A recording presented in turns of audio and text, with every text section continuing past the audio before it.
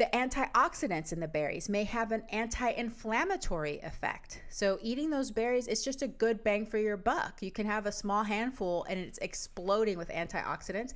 Antioxidants can combat inflammation. You are listening to Veggie Doctor Radio, and this is episode number 169.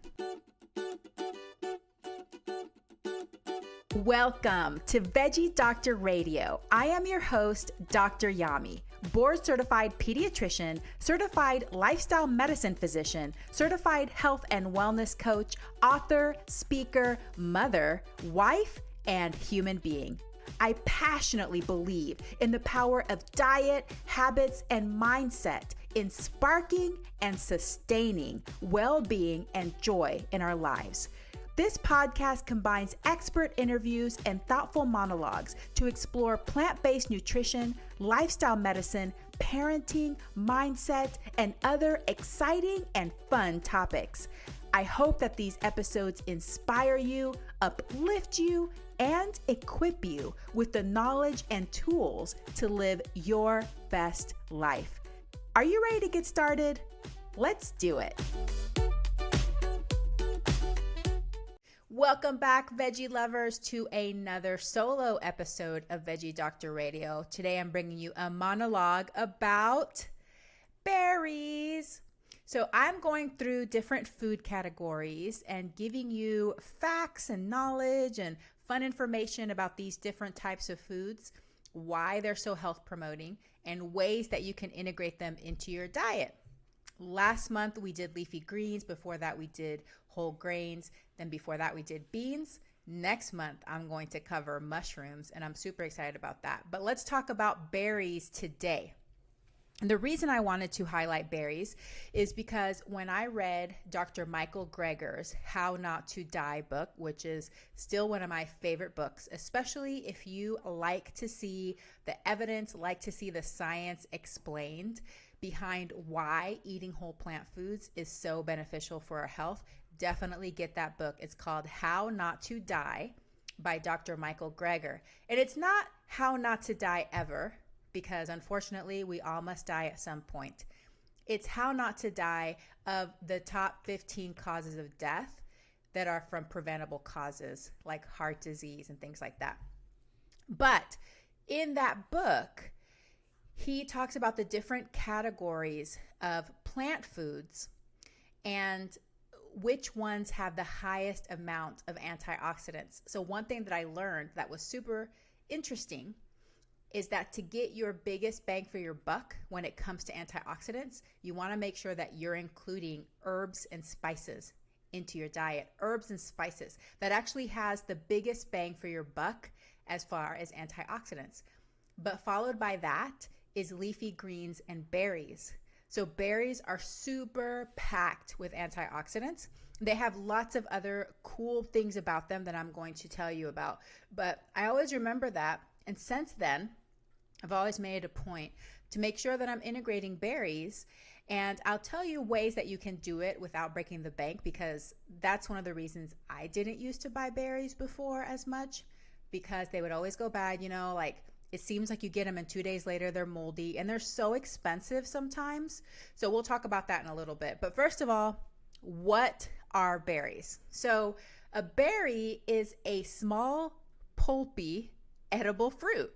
And that encompasses a lot of different things. They're typically brightly colored, sweet, tart, and they don't have a stone or a pit in the middle. So that's traditionally what we consider a berry. And that might be more of the culinary definition as well. And what's really cool is that there are over 400 different species of edible berries in the world. Over 400 different species of edible berries. I've said it before and I'll say it again. Eating a whole food plant-based diet is not restrictive. It's our habits, it's our beliefs, it's our culture, our food culture that has become restrictive. Whenever you are truly eating a diversity of foods, it does not feel restrictive. 400 different edible species of berries, that's a lot. Tell you about my recent trip in a little bit. Now, what's really interesting is that a botanical berry actually has a more specific definition. So a botanical berry is a simple fruit with seeds and pulp produced from the ovary of a single flower. Seeds and pulp produced from the ovary of a single flower. Okay, well, that kind of goes over my head. But some fruits are actually culinary berries, but are not true botanical berries. And there are some fruits that are considered botanical berries, but we would never consider them an actual berry. So the examples of those are bananas is a botanical berry, tomatoes, grapes, eggplant, persimmons, watermelon, pumpkin, and chili peppers. Those are all considered botanical berries, but we traditionally do not consider those berries. And then there are some berries that we call berries, but they're not true botanical berries. For example, blackberries, raspberries, and strawberries are aggregate fruit. They are not botanical berries. That means they have lots of fruit in one little piece, which I'll explain to you later. What's really cool is that berries have beautiful bright colors that contrast to the leaves of the plant. And so they stand out and we can see them. And it appeals especially to frugivores or fruit eaters, which assist in seed dispersal. Lots of animals, lots of insects see these beautiful colors and they're just attracted to them. And it helps the plant spread and pollinate and all of that. What are the common berries that are consumed in the US of A? So we have blueberries, which is my personal favorite, cranberries, strawberries, blackberries, raspberries, elderberries, lingonberries, gooseberries, and goji berries are the most commonly consumed berries in the US. But they're full of nutrients. First of all, berries traditionally are low in calories. They are low in sugars. These are all natural sugars, of course. It's not bad for you or anything. But because they are low in sugars, they are low in calories. They are high in fiber. Don't forget, fiber is my favorite F word. They've got the vitamin C, folate, manganese, vitamin K1, copper, exploding with antioxidants, phytochemicals, phytonutrients, anthocyanins, and flavonoids. And why is this good? It's good because berries may help improve our blood sugar and insulin response. So they've actually done studies on diabetics, and they found that eating berries is favorable for insulin resistance. It actually decreases insulin resistance. It helps with sugar regulation in the bloodstream. The antioxidants in the berries may have an anti-inflammatory effect. So eating those berries is just a good bang for your buck. You can have a small handful and it's exploding with antioxidants. Antioxidants can combat inflammation. Raspberries and strawberries have been studied and have been shown to actually help lower cholesterol. What a sweet way to lower your cholesterol with berries. And there's something called ellagic acid, which you can find in many berries, but it's also in strawberries. It may decrease skin wrinkling. And the reason is because it helps prevent damage from UV rays. How cool is that? Some berries may help protect against certain cancers, such as esophageal cancer, mouth and breast and colon cancer as well. And I remember in the book, How Not to Die, Dr. Michael Greger talked about strawberry powder and esophageal cancer and how it worked. So cool. May help improve endothelial cell function. Now, just as a reminder, endothelial cells are what line our blood vessels. So it's important for cardiovascular health. When those endothelial cells start getting damaged, getting inflamed, that is what can be part of the cascade of atherosclerosis, or getting those fatty plaques, getting those clots inside of our blood vessels. So we want nice, healthy, resilient endothelial cells, and berries may help improve the function of them. May help slow cognitive decline. This is something that I'm very interested in. So if you can just make it part of your regular routine to include berries in your diet, you may actually get a slowing of cognitive decline over time.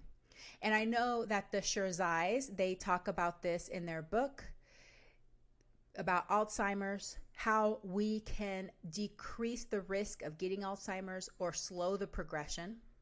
Not necessarily reverse it with diet, but even if you already have dementia or Alzheimer's, can you slow the progression? Berries might be a route to get there. And then cranberries, which a lot of people know, may reduce urinary tract infections by 26%.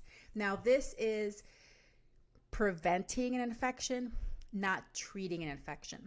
And the way it works is that it helps the bladder wall become more slippery to the E. coli bacteria, which is the most common cause of urinary tract infections, especially recurrent urinary tract infections, so that it makes it harder for that bacteria to attach to the bladder wall and start reproducing in there. Okay, so very cool. So many health benefits of berries.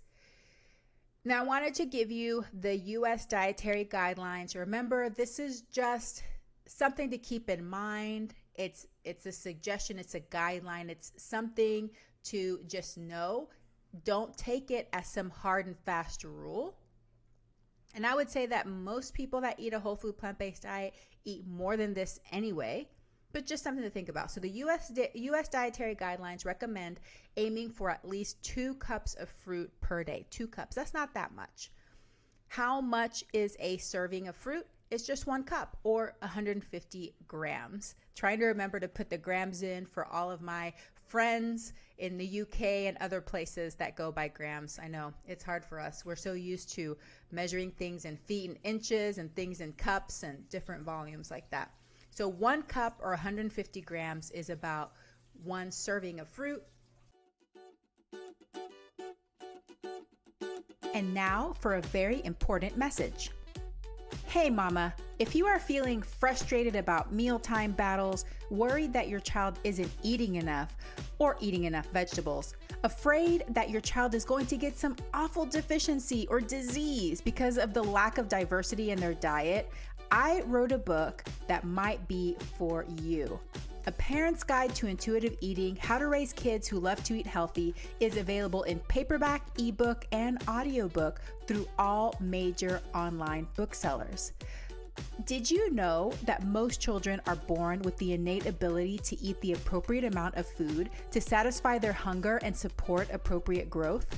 Despite this, parents are still anxious and confused about how much and what to feed their children. In addition, many children are labeled as picky eaters or develop behaviors such as hiding and sneaking food. There's also a growing epidemic of dieting behaviors and eating disorders beginning at alarmingly young ages. In my book, you'll learn the 5 pillars of healthy eating, how to apply intuitive eating through all the stages of development, lifestyle habits that support healthy eating and body image, troubleshooting and problem solving for picky eaters, overeating, and dieting behaviors, how to create and foster a healthy body image in your children, how exploring your own body image and relationship with food will help raise an intuitive eater, and what foods to offer your child at different stages of development. A Parent's Guide to Intuitive Eating: How to Raise Kids Who Love to Eat Healthy, available in paperback, ebook, and audiobook through all major online booksellers. Are you ready for a fresh approach to feeding your child? For more information, visit dryami.com/book. And now, back to the episode. That includes all kinds of fruit. So the U.S. Dietary Guidelines say 2 cups of fruit per day. So make some of it berries. Why not? What are some ways that you can incorporate berries into your meals? Well, this is the fun part because berries are so delicious, so yummy. One of my favorite ways to eat berries is at breakfast. I eat oatmeal, either overnight oats or cooked oats, 5 to 6 times per week because it's delicious, it's filling, it's predictable. I know exactly how long it's going to last before I need to refuel, which is important. when I work. I don't want to be distracted by hunger. I don't want to have to worry about that. I just want to keep going until lunch. So that's why I have oatmeal. But oatmeal is a perfect carrier for berries, my favorite being blueberries, and I typically use frozen blueberries. But even if you're doing a different hot cereal, a different whole grain, if you want to learn more about incorporating whole grains, listen to my podcast on whole grains or look at my social media on all of the different ways that you can include whole grains. Whatever other whole grain you have, stick berries in there. Cold cereal. This is a great way to boost the health benefits of cold cereal. Add fruit, add berries in there. If you make some toast, you can smush up some berries and put it on top. If you make a wrap, which is my younger son's favorite, he loves to get a whole wheat tortilla, spread some unsweetened natural peanut butter on there, and put some fruit. You could easily put blueberries, blackberries, raspberries, strawberries, banana, which is a botanical berry, but not considered a culinary berry. Another easy way to include berries is to blend it into smoothies. I feel like almost everybody likes smoothies, and you could put some berries, you could put some leafy greens in there, you can put some spices in there, put some cinnamon in there, and you are having a smoothie that is exploding with antioxidants. A plant-based yogurt with berry and some granola makes a beautiful and delicious parfait. You can do that as a dessert. You can do that as a breakfast. You can do that as an evening treat. Toss it into salads. Remember that just because it's sweet doesn't mean you can't have it in your savory food. I love to have strawberries in my salad. Have you ever had a spinach, strawberry and walnut salad with a little bit of like raspberry vinaigrette? Oh my gosh, my mouth is watering. So delicious. But it just complements the flavors and the textures whenever you put berries into your salad. Easily, you can bake it into muffins and breads. You can have some blueberry muffins. You can put it into your pancakes and waffles. So simple. You can use frozen berries, berries that have already been frozen, to make a sorbet, or you can add it to an ice cream whenever you have some frozen bananas and make some ice cream, or you can make some popsicles. So many different ways to eat berries.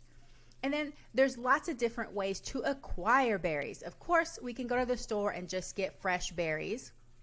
But like I said, those can be difficult because if they're not in season, it can be a little bit more expensive. It can feel like they go bad quickly. One tip about fresh berries is you don't want to wash them until you're ready to eat them. If you wash them ahead of time, it makes them go bad faster. So try not to wash them until you're ready to eat them. So you could definitely get fresh berries. Go berry picking. Berry picking is literally one of the cheapest ways to get berries. We have berry picking here in the summer, and sometimes we could get berries for like $1 a pound.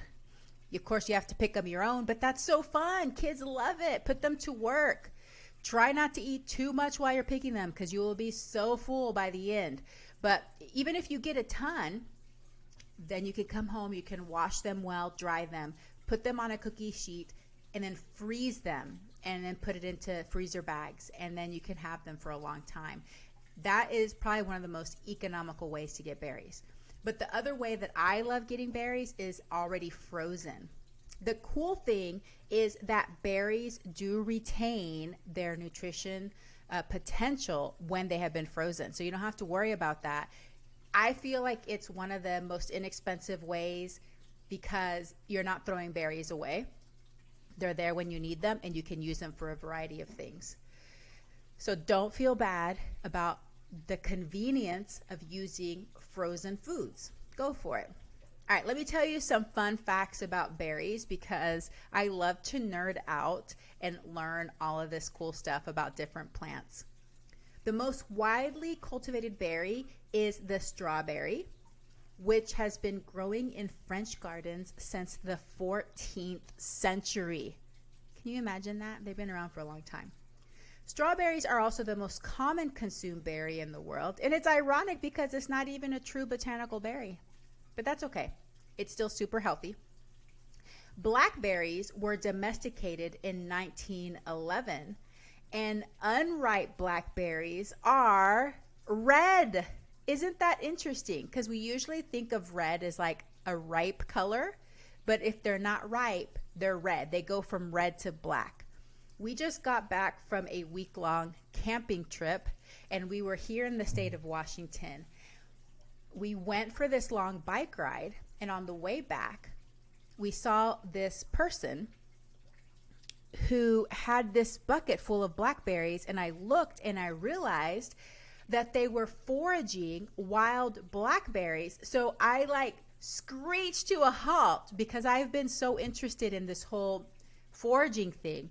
I know I sound like I'm totally like don't know about the world, and there's so many things I don't know, but I have never really even considered or thought about this whole foraging thing. Okay, so this is new to me as a modern world concept. I didn't really think about doing that.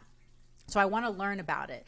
And I screeched to a halt. She probably got scared. And I was like, are you foraging blackberries? And she said, yes. And so she taught us about it. She said that last year she was actually able to pick 8 gallons and made, I don't know how many quarts of blackberry jam. She even like told me her recipe and how she makes it and everything. But she taught us how to pick the sweetest blackberries.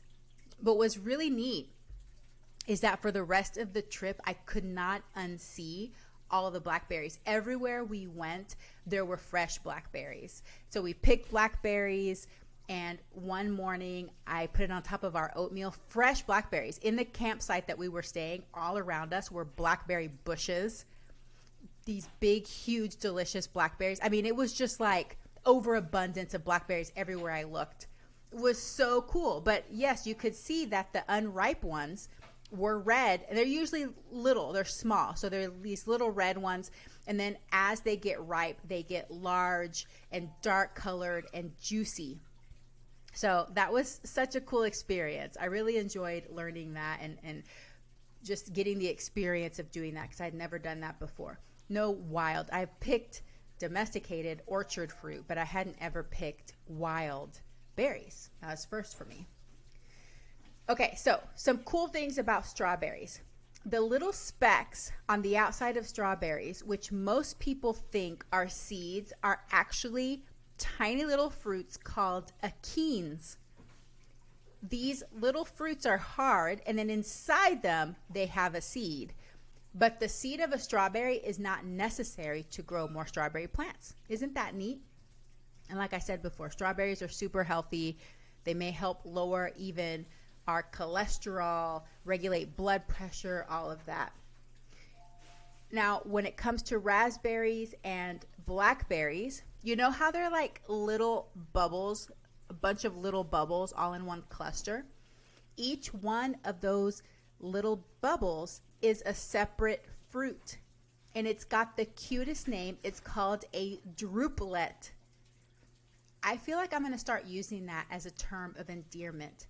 It's my little drupelet, because it's so cute. So each one is a little fruit, which makes sense because I always feel like raspberries and blackberries, you know, they're like very seedy. They're kind of crunchy.